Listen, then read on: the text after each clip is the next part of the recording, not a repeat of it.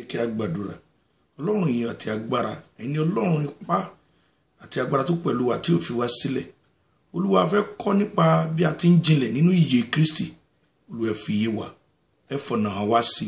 Ẹ jẹ́ ká fẹ́ràn yín ní tòótọ́ ká lè bá yín jọba níkẹyìn. Lórúkọ Jésù Kristi Olúwa wa. Àmín. Ògo ni fún Ọlọ́run alààyè. Jọ̀wọ́ ní kánmọ́nkébé a ó lọ sínú ìwé Lúùkù orí ẹ̀kẹfà ẹsẹ̀ ìkẹrìndínláàádọ́ta dé ìkọkàndínláàádọ́ta. Ó wípé èéṣe tí ẹ̀yin ń pè mí ní Olúwa, Olúwa, tí ẹ̀yin kò sì ṣe ohun tí mo wí. Ẹnikẹ́ni tí ó tọ̀ mí wá, tí ó sì ń gbọ́ ọ̀rọ̀ mi, tí ó ń ṣe, èmi ó fi ẹni tí ó jẹ́ hàn yín. Ó jọ ọkùnrin kan tí ó kọ́ ilé, tí ó sì wálẹ̀ jinlẹ̀, fàlàsí wálẹ̀ jìn, tí ó sì fi ìpìlẹ̀ sọlẹ̀ lórí àpáta. Nígbà tí kíkún omi dé, ìgbì omi bìlù ilé náà, kò sì lè mì, nítorí tí a fi ìpìlẹ̀ rẹ̀ sọlẹ̀ lórí àpáta. Ṣùgbọ́n ẹni tí ó gbọ́ tí kò sì ṣe, ó dàbí ọkùnrin tí ó kọ́ ilé sí orí ilẹ̀ láìní ìpìlẹ̀. Nígbà tí ìgbì omi bìlù lọ́gán, ó sì wó. Ìwó ilé náà sì pọ̀ lórúkọ Jésù. Ìgbàlà rẹ kò ní wó lulẹ̀. A ó lórí kókó mẹ́ta nínú ẹ̀kọ́ wa tòní bí a ti ń ṣe ní kánmọ́nkébé tí àmì máa ṣe ń gbàkóso láti fún wa ní ìpìlẹ̀ tó dúró janjan. Àkọ́rí ẹ̀kọ́ tí à ń wò lónìí ni ìyè tó jinlẹ̀. Jésù, jẹ́ kí ìyè wa nínú rẹ̀ tí a gbà nínú ìgbàlà jẹ́ kó jinlẹ̀, kó wà lórí ìpìlẹ̀ tó múyán dénú. Kókó mẹ́ta là ó wò. Àkọ́kọ́, ìgbàlà nípa ìpè Olúwa sí ìpìlẹ̀ tó jinlẹ̀.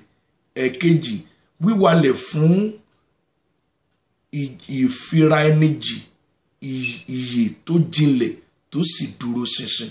Ẹ̀kẹta ẹ̀wẹ̀, olùṣe ọ̀rọ̀ Kristi ní onígbàgbọ́ òdodo. Ẹ jẹ́ ká bẹ̀rẹ̀ ní kókó àkọ́kọ́. Bí ẹ ti ń bá mi tẹ̀lé nínú ẹ̀mí, tí agbára òkùnkùn tí kò ní jẹ́ kí ìgbàlà kó jinlẹ̀, tọ́lọ́run yóò lè dànù lórúkọ Jésù Kristi. Àkọ́kọ́, ìgbàlà nípa ìpè Olúwa sí ìpìlẹ̀ tó jinlẹ̀. A ti rí ọ̀rọ̀ Ọlọ́run kà ń bẹ̀ yẹn tó sọ fún wa wípé bí ọkùnrin tó ń gbọ́ ọ̀rọ̀ Ọlọ́run bí ó ṣe wá ilẹ̀ tó ní ìpìlẹ̀ tó múlẹ̀ gidi tó sì dúró lórí ẹ̀. Ṣùgbọ́n a ní láti gbọ́ ìpè Olúwa fún àti ní ìgbàlà. Ó pé ẹ wá sí ọ̀dọ̀ mi, gbogbo ẹ̀yin tí ń ṣiṣẹ́ tí a dẹrù wó lórí, wọn fún yín ní ìsinmi. Ẹ jẹ́ ká lọ kà nínú ìwé Róòmù orí ẹ̀kẹwàá,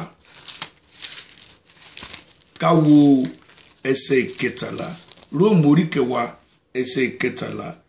Nítorí ẹnikẹ́ni tí ó bá ṣàpè orúkọ Olúwa lè á gbàlà. Ibi tó wà yẹn dúró náà.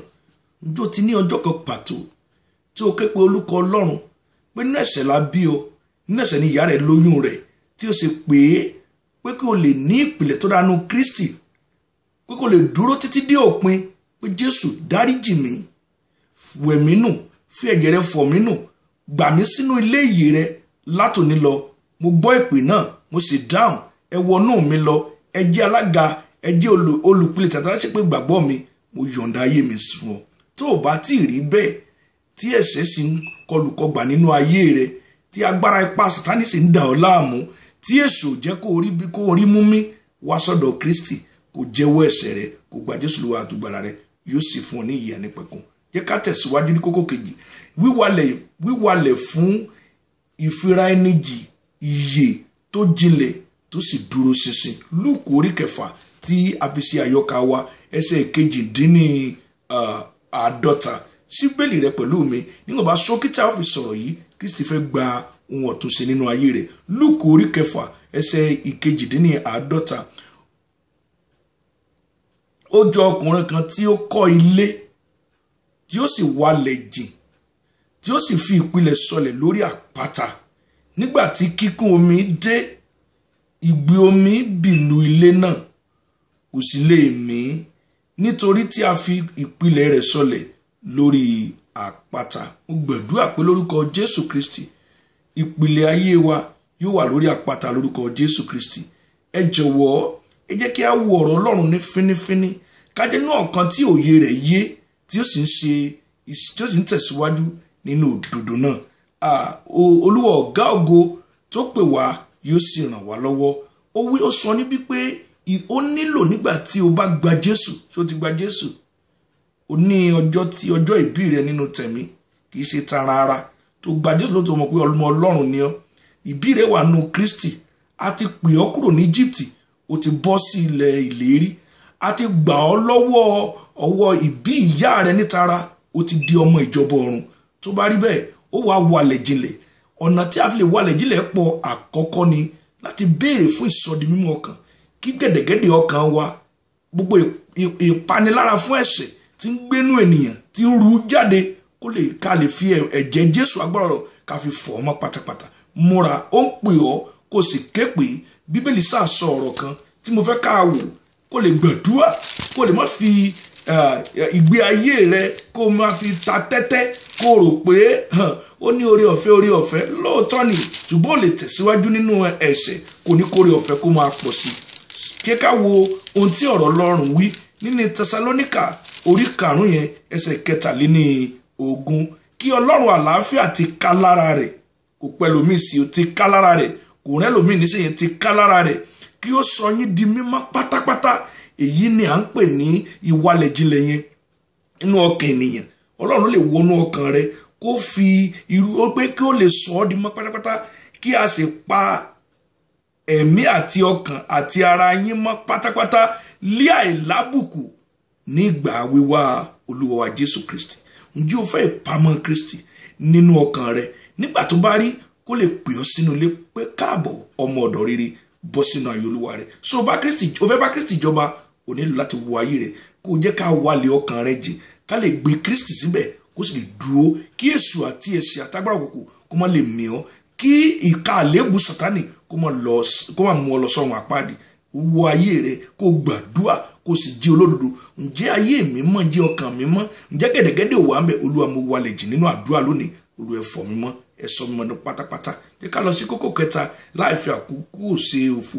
Olùṣe ọ̀rọ̀ Kristi ní onígbàgbọ́ òdodo. Ẹ jẹ́ ká lọ wo inúwé Mátíù yẹn bí a ti ń ṣàṣekágbá nínú ìwọ̀nba ṣókí tẹ̀ mọ́ fún wa láàyè láti gbọ́ ọ̀rọ̀ rẹ̀ ní ìní yìí. Nínú ìwé Mátíù orí 24 ẹsẹ̀ 5-50 dé 57. Mátíù orí 24 ẹsẹ̀ 5-50 dé 57. Jẹ́ ká sì kà á pẹ̀lú ọ̀yàyà Jésù Kristi. Ó wí pé ta ni ń ṣe olóòótọ́ àti ọlọ́gbọ́n ọmọ ọ̀dọ̀, ẹni tí olúwa rẹ̀ fi ṣe olórí ilé láti fi oúnjẹ fún wọn lé àkókò. Alábùkún fún lé ọmọ ọ̀dọ̀ náà nígbà tí olúwa rẹ̀ bá dé. Ẹni tí yóò bá kí ó máa ṣe bẹ́ẹ̀ olùṣe, kó máa ṣe bẹ́ẹ̀ máa tẹ̀lé Kristi. Kì í ṣe àwọn tí ń pè mí ní olúwa nìkan, ṣùgbọ́n àwọn tó ṣe gẹ́gẹ́ bí ìfẹ́ bàbá mi tí bẹ lọ́run. Olùṣe ọ̀rọ̀ náà la ó dá láre, kì í ṣe olùgbọ́. Ẹni tó ti ṣetán pé mo nígbàlà, màá tẹ̀síwájú. Mi ò nígbàlà, Olúwa fún mi nígbàlà. Ẹni tó ní ìgbàlà tó fẹ́ Olúwa nínú àdúrà tó wálẹ̀ jinlẹ̀ fún ìsọdimọ́ pátápátá ní ọkàn. Olúwa jọ̀ọ́ gbọ́ àdúrà wa, wọnú ọkàn wa. Ọ̀rọ̀ tá ń sọ yìí ń bá mi wí, ń bá àwọn tó ń gbọ́ mi wí. Olúwa ṣàánú fún wa ká lè wálẹ̀ jinlẹ̀, ká sì jẹ́ olùṣe ọ̀rọ̀ yìí. Ó wá pé ó ní alábùkún ni fún ọmọ ọ̀dọ̀ náà nígbà tí olúwa rẹ̀ bá dé. Ẹni tí yóò bá kí ó máa ṣe bẹ́ẹ̀, olùṣe ọ̀rọ̀ yẹn kó máa ṣe bẹ́ẹ̀, kò tàpá sí ẹ̀gún. Iṣẹ́ 27 tá ti dúró. Lóòótọ́ ni mo wí fún yín, n ó fi sí olórí gbogbo ohun tí ó ní. A gbàdúrà. Olúwa, mo fẹ́ jẹ́ ẹni tí ó nípa àti ìpín nínú ilé bàbá mi níkẹyìn. Jẹ́ ká gbàdúrà. Olúwa Ọlọ́run gbàlà, dúpẹ́ tó pẹ́ ti gbọ́ àdúrà wa. Olúwa ẹ jọ̀ọ́, ẹ ṣe wá ní olùgbé ilé ní ayé yìí ká ní ìgbàlà. Bí a ti ń wò yín báyìí, ẹ ràn wá lọ́wọ́ fún ìgbàlà nípa oore ọ̀fẹ́ Kristi. Kí a jẹ́wọ́ ẹ̀ṣẹ̀ wa, kí ẹ̀jẹ̀ yín kó sì fọ̀ wá nù, ká sì lè wálẹ̀ jinlẹ̀ nínú àdúrà.